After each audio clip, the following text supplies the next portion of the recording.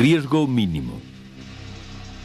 En 1995 fue aprobada la Ley de Prevención de Riesgos Laborales, en cuya exposición de motivos se dice que de la presencia de España en la Unión Europea se derivaba la necesidad de armonizar nuestra política con la política comunitaria en esta materia.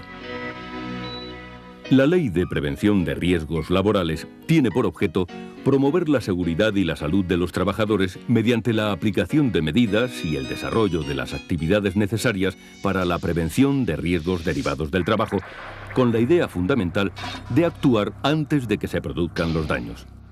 Y dicta unas medidas que el empresario deberá aplicar con arreglo a los siguientes principios generales. 1. Evitar los riesgos. 2. Evaluar los inevitables. 3. Combatirlos en su origen. 4. Adaptar el trabajo a la persona. 5. Tener en cuenta la evolución de la técnica. 6. Sustituir lo peligroso. 7. Planificar la actividad preventiva para un periodo determinado, estableciendo fases y prioridades de su desarrollo en función de la magnitud de los riesgos y el número de trabajadores expuestos a ellos. 8. Adoptar medidas que antepongan la protección colectiva a la individual. Y 9. Dar las debidas instrucciones a los trabajadores.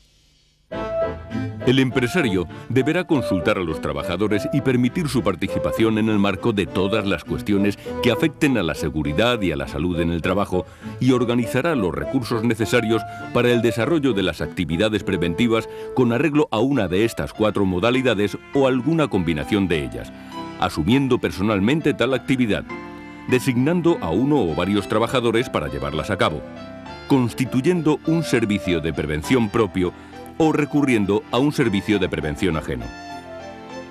Veamos un caso concreto, el del sector alimentación en la comunidad andaluza. Un sector que integra industrias como las cárnicas, las de elaboración y conservación de pescado, las de preparación y conservación de frutas y hortalizas, fabricación de grasas y aceites, lácteas, molinos y fábricas de harina o elaboración de bebidas, entre otras. En este sector, los accidentes más comunes son, por este orden, los producidos por sobreesfuerzos, casi una cuarta parte del total, golpes por objetos o herramientas, caídas de personas al mismo nivel, atrapamiento por o entre objetos, caídas de personas a distinto nivel y pisadas sobre objetos, existiendo asimismo otras situaciones de riesgos tales como la exposición a riesgos biológicos e higiénicos, que aun no teniendo la cuantificación de las anteriores, sí tienen una importancia cualitativa elevada. Pero veamos con detalle algunos de estos factores de riesgos y con qué condiciones mínimas de seguridad evitarlos, agrupándolos en 5 grandes apartados. A. Riesgos derivados de la manipulación manual de cargas. B. Riesgos de caídas al mismo o distinto nivel. C. Riesgos derivados de los equipos de trabajo. D. Riesgos de exposición a contactos eléctricos. Y E. Riesgos derivados de la exposición al ruido. A. Riesgos derivados de la manipulación manual de cargas. En este apartado, los factores de riesgos más comunes son 4. 1. Una carga demasiado pesada o demasiado grande o difícil de sujetar. 2. Un esfuerzo físico demasiado grande o realizado cuando el cuerpo está en posición inestable.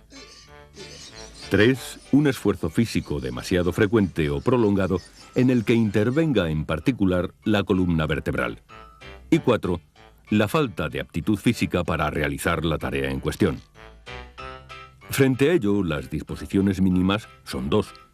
1. Evitar la manipulación manual de cargas. Y 2.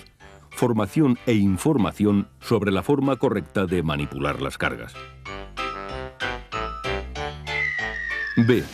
Riesgos de caídas al mismo o distinto nivel.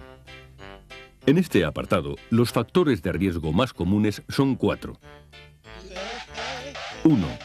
Suelos y pavimentos de rampas, escaleras y plataformas resbaladizas o con irregularidades. 2. Falta de orden y limpieza. 3. Aberturas en suelos o lados abiertos de escaleras, rampas, plataformas y muelles. Y 4. Escaleras de mano defectuosas o en mal estado. Frente a ello, las disposiciones mínimas de seguridad son 6. 1. Suelos no resbaladizos, sin irregularidades y pendientes peligrosas, así como pavimentos de rampas, escaleras y plataformas de materiales no resbaladizos o con elementos antideslizantes. 2. Los lugares de trabajo se mantendrán limpios y las zonas de paso, salidas y vías de circulación, especialmente las previstas para evacuación en caso de emergencia, estarán libres de obstáculos y debidamente señalizadas. 3. Se eliminarán con rapidez los desperdicios, manchas de grasa, residuos de sustancias peligrosas y demás productos residuales que puedan originar accidentes o contaminar el ambiente de trabajo. 4. Las aberturas o desniveles que supongan un riesgo de caída se protegerán mediante barandillas u otros sistemas de protección. 5. Las escaleras de mano tendrán la resistencia y los elementos de apoyo y sujeción necesarios. Las escaleras de tijera dispondrán de los elementos de seguridad que impidan su apertura y se revisarán periódicamente. Y el ascenso y descenso por las escaleras se hará siempre de frente a las mismas. Y 6. En las zonas con riesgos especiales de caídas o choques habrá un buen nivel de iluminación. C. Riesgos derivados de los equipos de trabajo. En este apartado, los factores de riesgos más comunes son 3. 1. Golpes, cortes y atrapamientos con los elementos móviles de los equipos. 2. Proyección de elementos de los equipos. Y 3. Proyección del material que se trabaja. Frente a ello, las disposiciones mínimas de seguridad son 7. 1. Solo se utilizarán los equipos provistos del marcado CE y acompañados de la declaración CE de conformidad. 2. Su puesta en marcha solo se podrá efectuar mediante una acción voluntaria sobre el órgano de accionamiento. 3.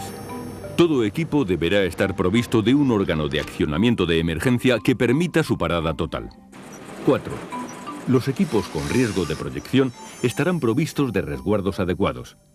5.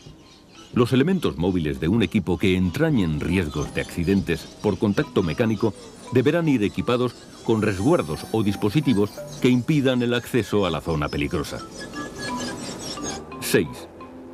Las operaciones de mantenimiento, ajuste, desbloqueo, revisión o reparación de los equipos se realizarán tras haber parado y desconectado el equipo y haber tomado las medidas necesarias para evitar su puesta en marcha o conexión accidental.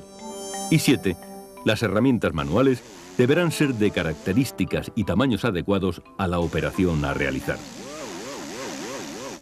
D. Riesgos de exposición a contactos eléctricos. En este apartado, los factores de riesgos más comunes son 2. 1. Contactos directos. Y 2. Contactos indirectos. Frente a ello, las condiciones mínimas de seguridad guardan relación con lo dispuesto en la normativa específica sobre instalaciones eléctricas, a saber, 4 normas esenciales. 1. Las instalaciones eléctricas no deberán entrañar riesgos de electrocución. 2. Los trabajadores deberán estar debidamente protegidos contra los riesgos de accidente causados por contactos directos o indirectos. 3. Las instalaciones eléctricas y los dispositivos de protección deberán tener en cuenta la tensión, los factores externos condicionantes y la competencia de las personas que tengan acceso a las partes de la instalación. Y 4. En los trabajos a realizar en los locales húmedos se extremarán las medidas de seguridad. La acumulación de gases o polvos combustibles pueden dar origen a incendios o explosiones. E. Riesgos derivados de la exposición al ruido. Frente a estos riesgos, las condiciones mínimas de prevención guardan relación con lo dispuesto en la normativa específica. Con estos ejemplos, les hemos querido mostrar que estamos hablando de una ley que persigue, ante todo, crear una auténtica cultura preventiva y que, por tanto, involucra a toda la sociedad en su conjunto. La Ley de Prevención de Riesgos Laborales tiene por objeto promover la seguridad y la salud de los trabajadores mediante la aplicación de medidas y el desarrollo de las actividades necesarias para la prevención de riesgos derivados del trabajo.